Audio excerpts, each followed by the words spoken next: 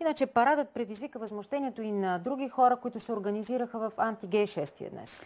Да, тези хора от това шествие, те се обявиха против изтъкването на хомосексуалността, защото мислят, че това влияе на подрастващото поколение. Обявеното като антигей шествие премина по централни софийски улици и стигна до паметника на незнайния войн. Недоволните от София Прайд смятат, че хомосексуалистите не трябва да търсят правата си точно чрез демонстрации. Още повече, че правата им са гарантирани от Конституцията, категорични са организаторите на шествието. Конституцията на България никъде по никакъв начин не е записано, че хомосексуалните мъже или жени имат по-малко права от всички останали граждани на Република България. Така че това обезмисля тяхната платформа за протест и прайд. Деси беше дошла с годеника си Мартин, за да покажат как според тях трябва да изглежда едно семейство.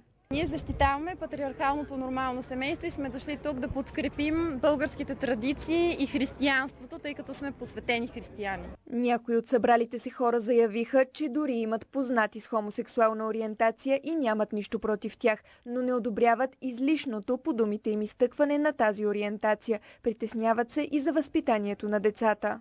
Не желая, както в Германия беше прият закон, родител 1 и родител 2 да бъде записан в акта за раждане. Искам да пиша майка и баща.